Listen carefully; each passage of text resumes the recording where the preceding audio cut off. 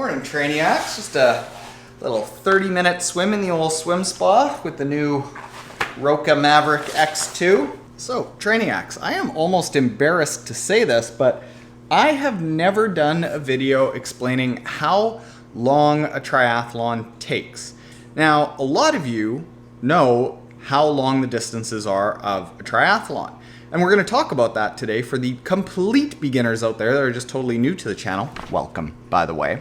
But for those of you who have been around and are starting to progress in triathlon, you might be wondering, like, well, what is average? What is better than average? At what point can I say that I am a better than average triathlete? So today we're going to talk about the distances of each triathlon and the average finish times. Swim, bike, run, and overall for sprint, Olympic, half Ironman, and Ironman, so that you can all gauge where you all slot in. Took a lot of work to get this data.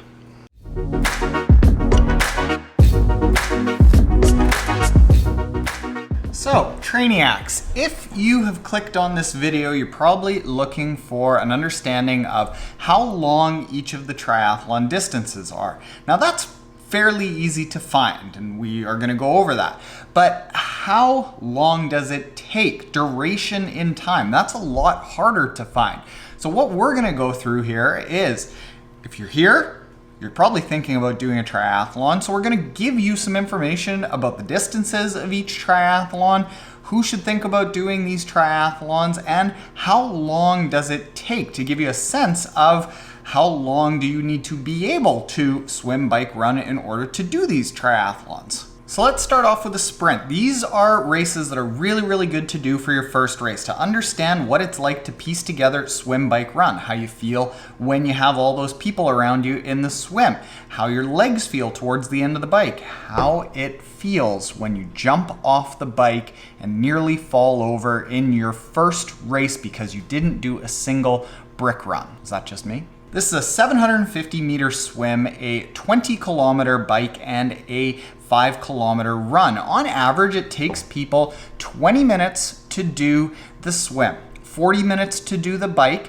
and 30 minutes to do the run for an average finish time of an hour and 30 minutes. So that's the average, but to give you some more context, I would be, say, an elite age grouper, and I've done a race that had a slightly long swim in a 1:05 finish time with a 13-minute swim, a 30-minute bike, and a 19-minute run. I hope that math works out. The super elite athletes like Jonathan Brownlee, who won the ITU sprint distance race in Edmonton last year, finished it in 53 minutes, consisting of a 8-minute swim, a 30-minute bike, and then a 15-minute run. On the women's side of that same event, Emma Jackson won with a time of 1 hour and 1 minute, consisting of a 10-minute swim, a 33-minute bike, and a 16.5-minute run. Now let's get into the Olympic distance races. This is a 1,500-meter swim, a 40-kilometer bike, and a 10-kilometer run. This is a decent race for a first-timer to try, but in my experience, it takes a lot more to build up to it because you're going for more than 2 hours. So you're going through a couple of different energy systems. You've got to start focusing on nutrition. So there's just more things to learn, more things that can go wrong. So I like saying that athletes just start with a sprint, even if their goal is really to focus on a half Ironman or an Ironman. Just rip the Band-Aid off with a sprint so you can wrap your head around what went well and what didn't. But an Olympic will also do that, and it will add in the nutrition factor. The average finish time for this race is a 3-hour finish time, with athletes taking on average 40 minutes to do the swim, an hour and 20 minutes to do the bike, and 60 minutes to do the run. Again, for context, a more elite age grouper, I would be in the 2 hours and 10 minutes, I think is my personal best, with I'm gonna have to go off the top of my head here because I don't remember these. A 24-minute swim, a really hilly, windy 1 hour, 6-minute bike, and then a 40-minute run. Yeah, I think that math works out. With the super elite athletes, Christian Blumenfeld last year won the ITU Grand Final Olympic distance race in a finish time in 1 hour 48 minutes, consisting of an 18-minute swim, a 60-minute bike, and then a 30-minute 10-kilometer run. That is blazing fast. The women's side in that same race was won by Katie Zafiris in 2 hours and 2 minutes, and she had a 19-minute swim, a 1 hour and 6-minute bike, and then a 35-minute run. Half Ironman, a 70.3. This is what a lot of people are shooting for. It's what gets a lot of notoriety, the half Ironman and the Ironman distance.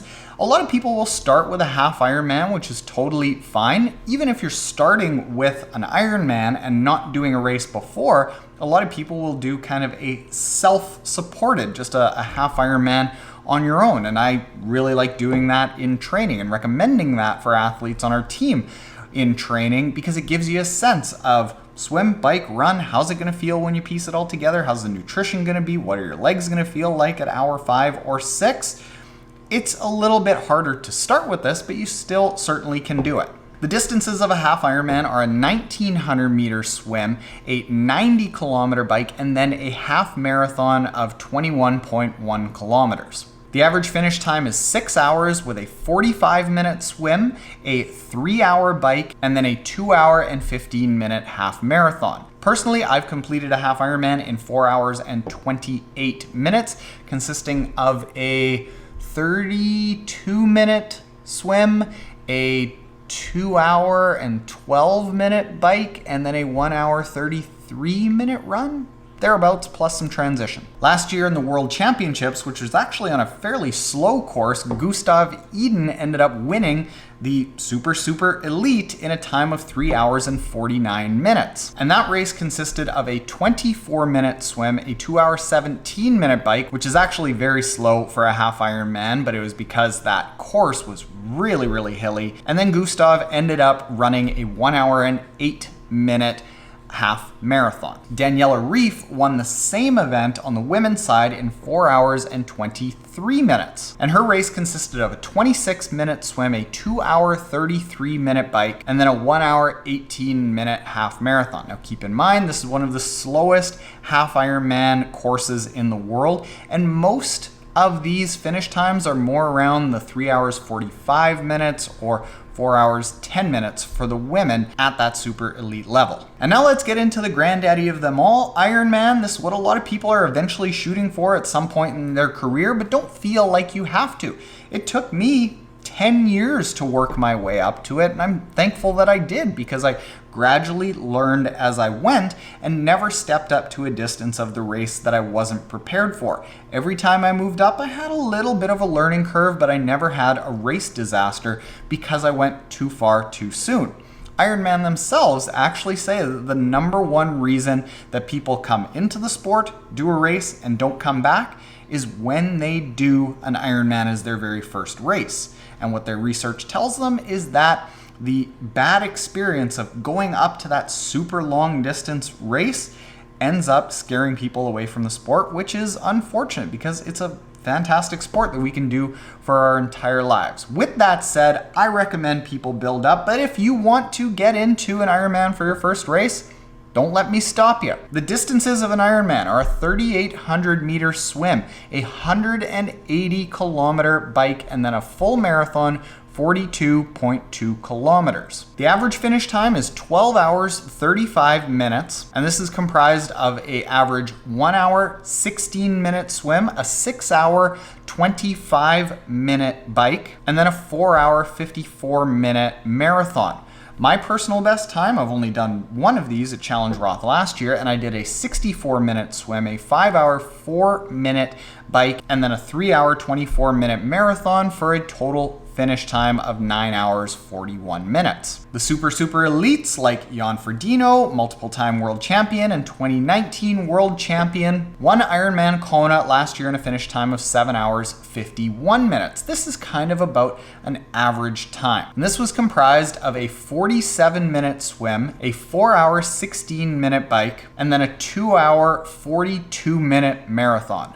I saw it It was incredible. Well, the Women's World Championship last year was won by Annie Haug. She too was really fast at 8 hours and 40 minutes. And how she got there was with a 54-minute swim, a 4-hour 50-minute bike, and then get this, a 2-hour 51-minute marathon, faster than most of the men and all of the women. Like, she blazed it. She's like this tall. She's awesome. So you go, new Trainiac. Those are average finish times. Those are the distances of each of the races, and a little bit of thought on who should do which distance of race at what stage. Now, if you are looking for a triathlon training plan to help you get there, teamtrainiac.com is our personal triathlon training application where we have almost right now 1,000 athletes from around the world, mostly in their first several years of triathlon. That's who we gear all of the training towards. It's to get those newer athletes in their first 0 to 5 years to their race feeling confident and across their finish lines feeling strong. When you want to start qualifying for world championships, we have had some athletes that have done it, but if you want to be like the best of the best of the best, that's where you can go and spend hundreds, if not thousands of dollars on a coach. In our case, $57 a month, and you get really good training that's tailored to your abilities. So check it out, teamtrainiac.com. You can try it for free for 14 days. Later, Trainiac. Welcome to the club.